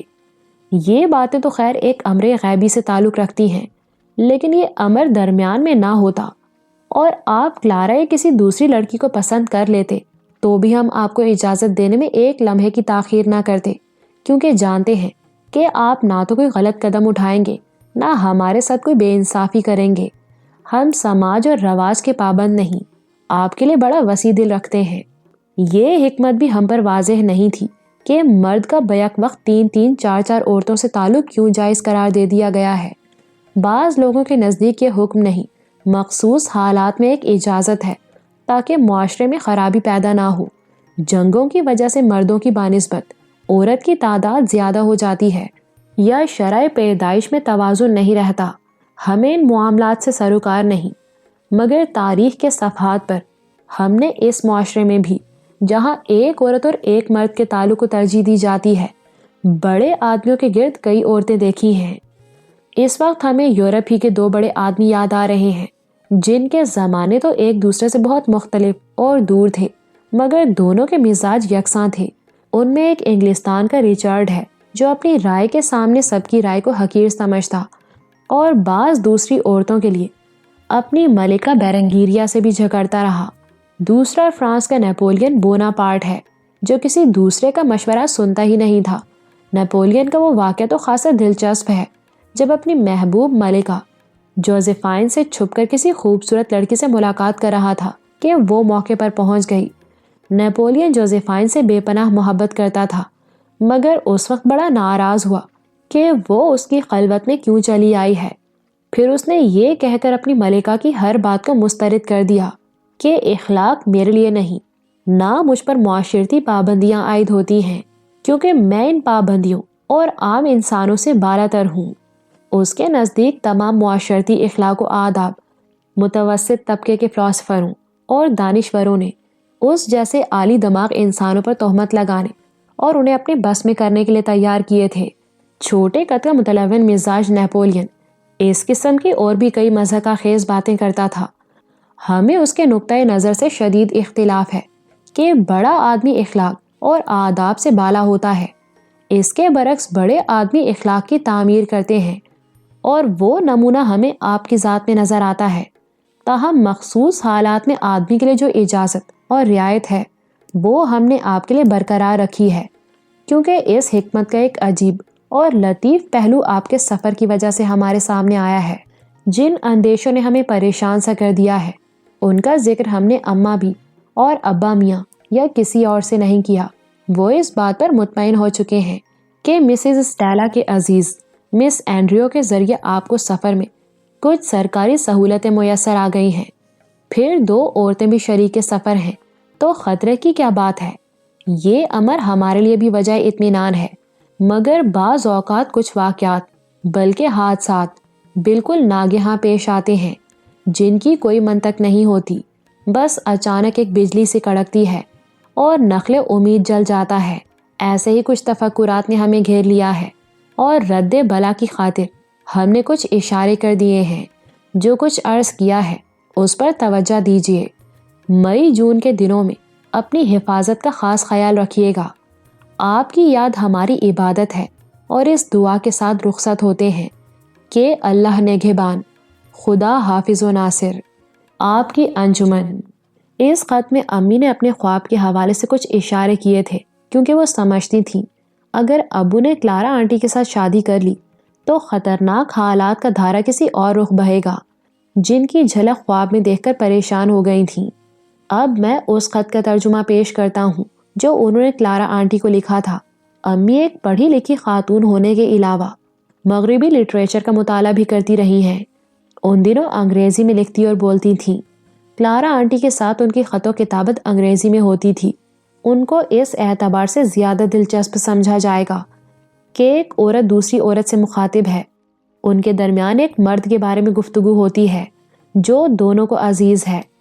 پھر اس میں امی کے خواب کی تھوڑی سی جھلک بھی ملتی ہے، جو دراصل ان کے ہولناک خواب کی محض ابتدا ہے۔ تو لیجئے خط کا ترجمہ پیش ہے۔ لاہور، 7 مئی 1914۔ پیاری کلارا، ہم اس بات پر بہت خوش ہیں کہ تم نے اپنے اور ناصر نواب کے بارے میں ہمیں اپنی دلچسپیوں سے آگاہ کیا اور جذبات کو چھپانے کی کوشش نہیں کی۔ ہمیں تمہاری صاف گوئی بہت پسند آئی، جس سے تمہارے خلوص محبت اور صدق کے دل کا اندازہ ہوتا ہے۔ تم نے ہمیں خبردار کیا ہے کہ اگر ہم اپنے مثالی شوہر کے بارے میں کوئی دلچسپ اور انوکھا تجربہ کر رہے ہیں تو اس تجربے میں ہار جائیں گے اور تم انہیں جیت لو گی، لیکن جسے تم دلچسپ اور انوکھا تجربہ کہہ رہی ہو وہ کوئی اور بات، کوئی اور جذبہ ہے جو ہم اچھی طرح واضح نہیں کر پائے تھے، اور تم ہماری فرمائش یا خواہش کو کسی اور زاویے سے دیکھ رہی ہو۔ ہم نے اپنا وہ ہولناک خواب پوری تفصیل کے ساتھ لکھ بھیجا تھا جس نے ہمیں دہلا کے رکھ دیا، اسی لیے تمہیں ایک انجمن سجانے کی اجازت دے دی، مگر تم اس خواب کو بھی ہمارے وہم کی پرچھائی اور ہمارے اپنے ہی خیالوں اور اندیشوں کا عکس قرار دیتی ہو۔ تمہارے نزدیک ہم اپنے ناقابل یقین خواب کی تعبیر فراہم کر رہے ہیں، حالانکہ ہم اس بھیانک تعبیر کو روک دینا چاہتے ہیں۔ ہو سکتا ہے وہ سب کچھ ہماری پریشان خیالی کا عکس ہو، مگر جو خواب دل و دماغ پر اثر انداز ہوتے اور انسان کو خوفزدہ رکھتے ہیں انہیں محض پریشان خیالی کا نتیجہ نہیں سمجھنا چاہیے، کیونکہ ان میں تحدید اور تنبیہ کا پہلو ہوتا ہے، اور وہ اس لیے دکھائے جاتے ہیں کہ انسان پیش آنے والے حالات میں احتیاط کی راہ اختیار کرے۔ دنیا میں کوئی دور ایسا نہیں گزرا جب انسان نے خواب نہ دیکھے ہوں۔ بعض خواب مستقبل کی تعمیر ہوتے ہیں۔ تم عیسائی لڑکی ہو، بائبل پڑھی ہوگی، اس کی کتاب پیدائش میں فرعون مصر کے وہ عجیب و غریب خواب درج ہیں جن کی تعبیر جاننے کے لیے حضرت یوسف کو قید خانے سے نکالا گیا، کیونکہ انہیں تعبیر بیان کرنے میں خاص ملکہ حاصل تھا۔ جناب یوسف نے فرعون کے خوابوں کی بالکل صحیح تعبیر بیان کر کے نہ صرف قید خانے سے رہائی پائی بلکہ عزیز مصر کے عہدے پر فائز ہوئے، اور قحط سالی کے بارے میں جو خواب فرعون نے دیکھے تھے ان کی تعبیر خود بن کر قحط سالی کو روکنے میں مصروف ہو گئے۔ جس طرح آدمی ہر زمانے میں خواب دیکھتا رہا ہے اسی طرح آج بھی دیکھتا ہے۔ یہ ایک ایسا عجیب و غریب عمل ہے جو انسان کی روح کے ساتھ تعلق رکھتا ہے۔ ماضی کی طرح آج بھی کئی لوگ علم تعبیر میں بڑی دسترس رکھتے ہیں۔ کسی بات کا علم رکھنا انسانی کردار کے لیے ضروری ہے، کیونکہ انسان اپنی ذات اور اس پر اثر انداز ہونے والے کسی عمل یا واقعے کا شعور حاصل کرتا ہے تو ساتھ ہی اپنی ذات کے تحفظ کا جذبہ پیدا ہوتا ہے۔ ہمارے یہاں مشرق میں خوابوں کی تعبیر ایک علم ہے، مگر مغرب میں بھی کچھ لوگ اس طرف توجہ دے رہے ہیں۔ تمہارے ہی وطن معروف جرمنی کے ماہر نفسیات سگمنڈ فرائڈ تحلیل نفسی کے ساتھ ساتھ خواب کی تعبیر کو بھی انسان کی پہچان کا ایک ذریعہ قرار دیتے رہے ہیں۔ ہم نے فرائڈ کا ایک قصہ پڑھا جو کچھ اس طرح ہے کہ ایک جوان لڑکی اس کے پاس تحلیل نفسی کے لیے آئی اور اپنا ایک خواب بیان کیا۔ اس نے بتایا، میں نے خواب دیکھا کہ اپنے دوست لڑکے کے ساتھ تماشا دیکھنے گئی ہوں۔ میں اس کے ساتھ اس لیے جلد شادی کر لینا چاہتی تھی کہ کہیں وہ کسی دوسری لڑکی کی طرف مائل نہ ہو جائے اور میں اس سے محروم ہو جاؤں۔ خواب میں جب ہم تماشا گاہ میں پہنچے تو اس درجے کی کھڑکی کے سامنے لوگوں کا ہجوم نظر آیا جس درجے کے ٹکٹ ہم لینا چاہتے تھے، اس خیال سے کہ مبادہ ہاؤس فل ہو جائے اور ہمیں ٹکٹ نہ مل سکیں۔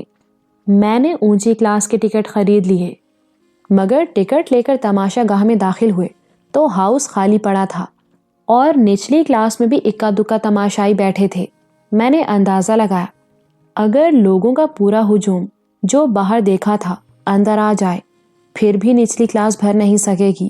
یہ دیکھ کر مجھے خواب ہی میں افسوس ہوا کہ کاش میں ذرا صبر سے کام لیتی تو نچلی کلاس کے ٹکٹ بھی بآسانی مل سکتے تھے اور اتنے دام بھی خرچ نہ ہوتے۔ ظاہر ہے یہ خواب لڑکی کے اپنے ہی پریشان خیالات کا عکس تھا، مگر فرائڈ نے اس بات سے بھی ایک نتیجہ اخذ کیا اور لڑکی کو بتایا، تمہاری طبیعت میں جلد بازی ہے جس کی وجہ سے اکثر نقصان اٹھاتی ہو۔ خواب کے ذریعے تمہیں تنبیہ کی گئی ہے کہ اپنی اس عادت کو بدلنے کی کوشش کرو، ورنہ لڑکے کے انتخاب میں بھی جلد بازی کا مظاہرہ کر کے نقصان اٹھاؤ گی۔ بات لڑکی کی سمجھ میں آ گئی اور اس نے اپنے دوست لڑکے کا خیال ترک کر دیا۔ لڑکے نے کسی دوسری گرل فرینڈ کے ساتھ شادی کر لی، لیکن چند ہی ماہ بعد اسے چھوڑ دیا۔ پھر 2-3 اور لڑکیوں کے ساتھ بھی یہی سلوک کیا۔ اس طرح خواب میں کی جانے والی تنبیہ کے باعث وہ لڑکی ایک ایسے مرد سے بچ گئی جو اس کے لیے مصیبت و پریشانی کا باعث ہو سکتا تھا۔ کلارا پیاری، یہ تمہاری اس سوچ کا جواب ہے کہ ہمارا خواب ہمارے وہم کی پرچھائی ہے۔ ہم اس بات کو تسلیم کرتے ہیں کہ انسان کی جو خواہشیں پوری نہیں ہوتیں وہ اس کے دماغ سے نکلتی نہیں بلکہ تحت الشعور میں دبی رہتی اور کسی موقع پر خواب کی شکل اختیار کر لیتی ہیں۔ ہم نے بھی اپنے شوہر کو کسی انجانے خوف کے باعث اس سفر سے روکنا چاہا تھا۔ شاید اس لیے تم سمجھتی ہو کہ ہمارا خواب بھی وہم اور خیال کا عکس ہے۔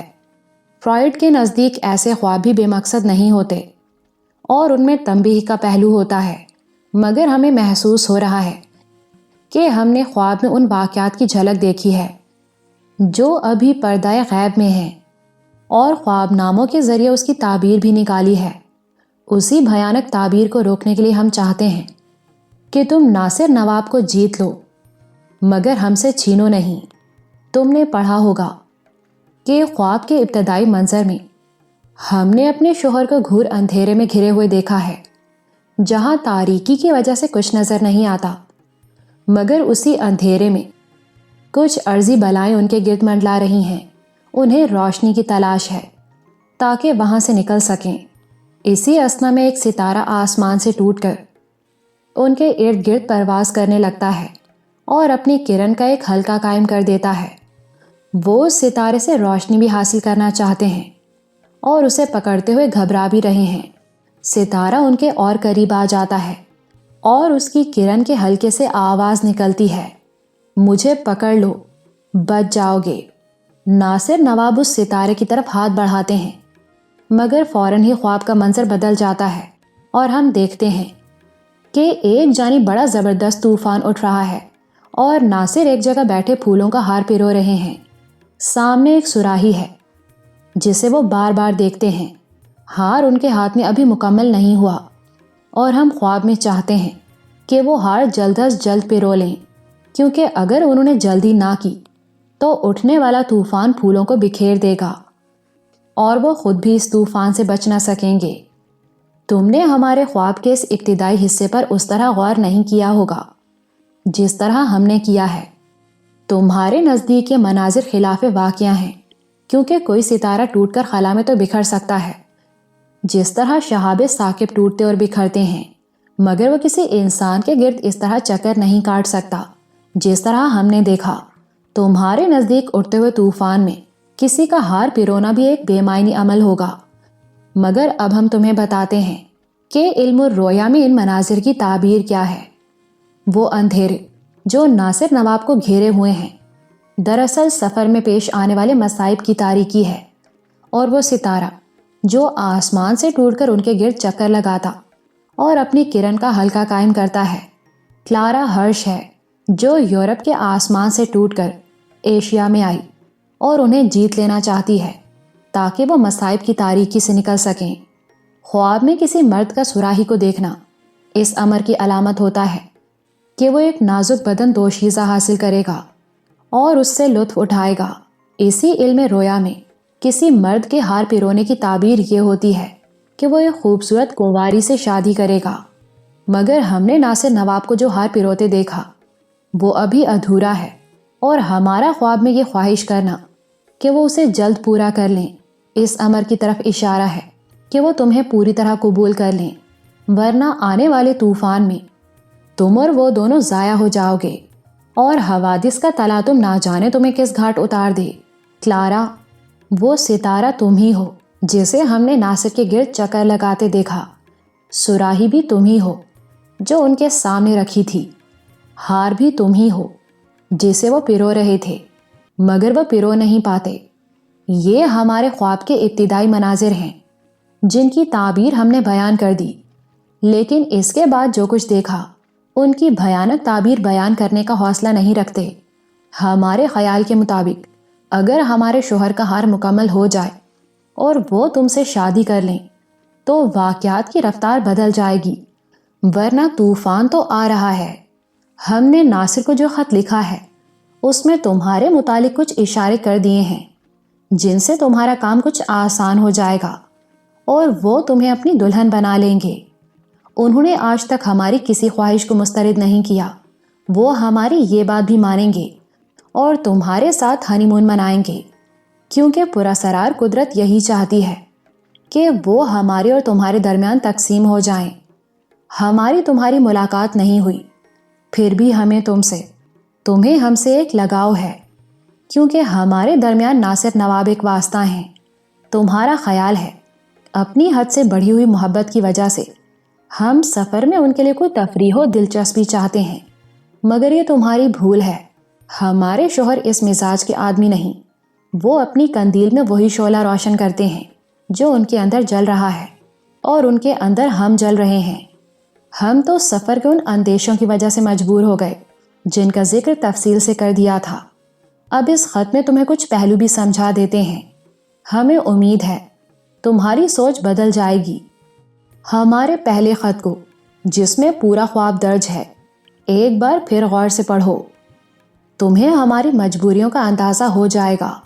ممکن ہے ہم نے جو خواب دیکھا اس کی کوئی حقیقت نہ ہو سکتا ہے جن اندیشوں نے ہمیں پریشان کر رکھا ہے وہ غلط ہوں، مگر کلارا، ہم اپنے دل و دماغ کو کہاں لے جائیں جنہیں خطروں کی رسی نے جکڑ لیا ہے؟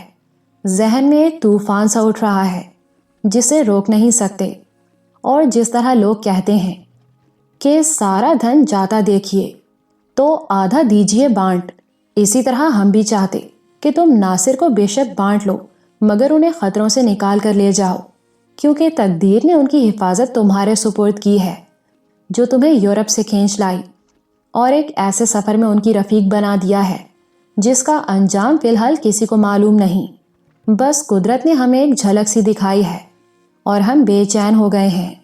خواب میں ہمیں اشارہ دیا گیا ہے کہ ہمارے شوہر ہار پرو لیں گے تو طوفان سے بچ جائیں گے، اس لیے ہم چاہتے ہیں کہ وہ تمہیں قبول کر لیں، اور ہم نے انہیں لکھ دیا ہے، سمجھا دیا ہے کہ تمہارے لیے خود بات کریں۔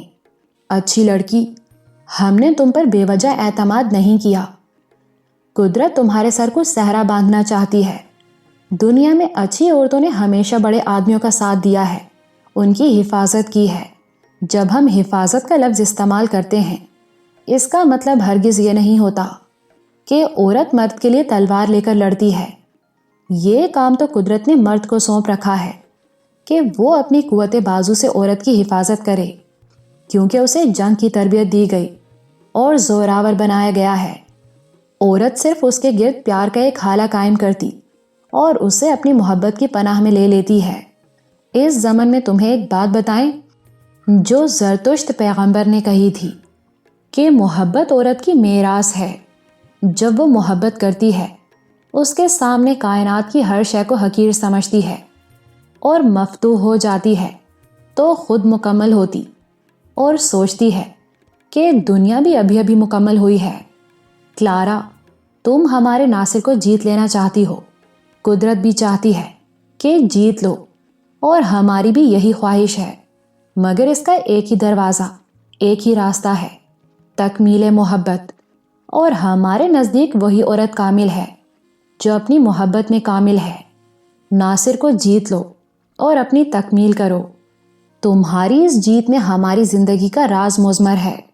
ہم اپنے شوہر کی حفاظت تمہیں سونپ رہے ہیں، انہیں ساتھ لے کر آؤ گی تو تمہارا ہم پر احسان ہوگا۔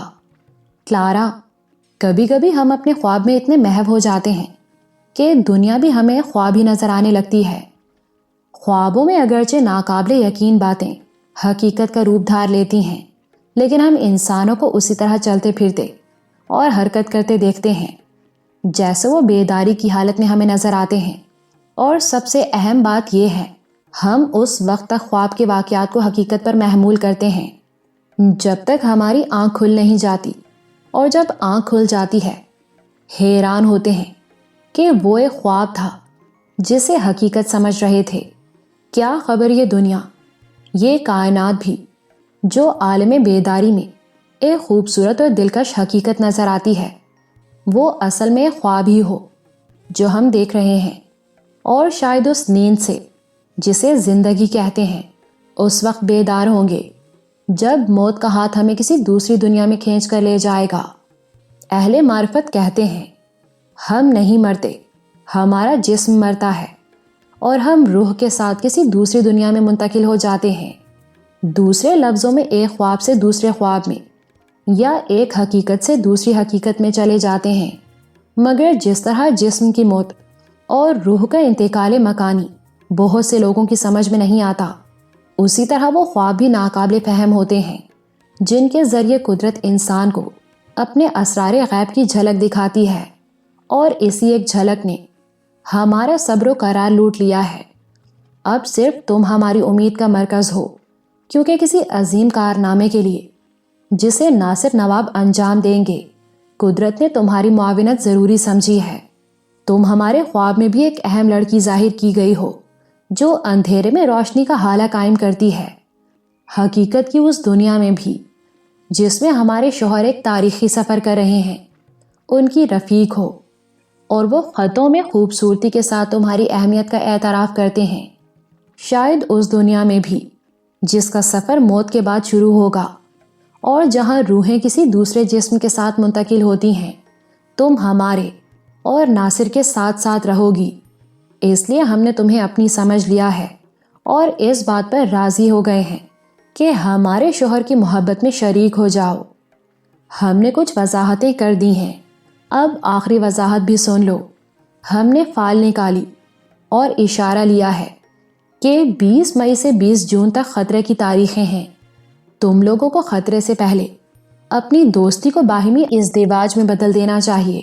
ہمیں امید ہے کہ تم ایسا ہی کرو گی۔ ہم بڑی بے چینی سے تمہارے خط کا انتظار کریں گے، اسے ہمارا اجازت نامہ سمجھو۔ انہیں بھی تمہارے بارے میں لکھ دیا ہے۔ ہمارے نزدیک یہ قدرت کا فیصلہ ہے اور اس فیصلے پر عمل کرنا تمہارا کام ہے۔ گڈ بائے، دعا گو انجمن۔ یہ دونوں خط یا اجازت نامے امی کی روح پر بوجھ بن کے رہ گئے، جو ابو اور کلارا آنٹی تک نہ پہنچ سکے اور واپس آ گئے تھے۔ وہ کبھی کبھار ان خطوطوں کو الماری سے نکال کر حسرت و یاس کی نظروں سے دیکھتی اور اشکبار ہو جایا کرتی تھیں۔ خواب سے لاحق ہو جانے والے اندیشوں یا تعبیراتی اشاروں کی بنا پر انہوں نے اجازت نامے لکھنے میں کوئی تاخیر نہ کی، کیونکہ یہ بات ان کے دماغ میں سما گئی تھی کہ صرف ابو اور کلارا آنٹی کی شادی ہی علاج غم ہے جو ان بھیانک خطروں کا رخ بدل ڈالے گی، جن کی خوابی جھلک دیکھ کر پریشان ہو گئی تھیں۔ لیکن گردش تقدیر سے ان کے خط لوٹ آئے، جنہیں دیکھ دیکھ کر وہ اپنے نصیب کو کوستیں اور اس بات پر پچھتانے لگتی تھیں کہ اگر یہ اجازت نامے اپنے پہلے خطوطوں کے ساتھ ارسال کر دیتی جو ابو اور کلارا آنٹی کو کلکتہ ہی میں مل گئے تھے، تو شاید حالات کی صورت کچھ اور ہوتی۔ بہرحال یہ تقدیر کا سمجھ میں نہ آنے والا کھیل تھا جو گھر سے ابو کی روانگی کے ساتھ ہی شروع ہو گیا تھا۔ میں نے دونوں خط اس لیے نقل کر دیے ہیں کہ وہ ابو کی سرگزشت سے تعلق رکھتے اور امی کے جذبات کی عکاسی کرتے ہیں۔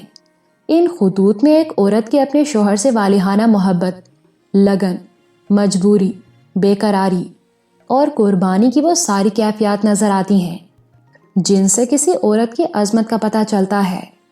پہلے ہی بتا چکا ہوں کہ نانا اور نانی کی واپسی کے بعد ہمارا گھر اداسیوں کی تصویر بن کے رہ گیا تھا اور موسم سرما کے ساتھ ہی یوں محسوس ہونے لگا تھا جیسے ہم زندگی کے سارے موسم گزار آئے ہیں۔ اب ہمارے لیے کچھ باقی نہیں رہ گیا اور ساری خوشیاں چھین لی گئی ہیں، مگر اس کے سوا کوئی اور چارہ بھی نہیں تھا کہ قدرت کی مرضی کے سامنے سر خم کر دیے جائیں اور حالات سے سمجھوتا کیا جائے۔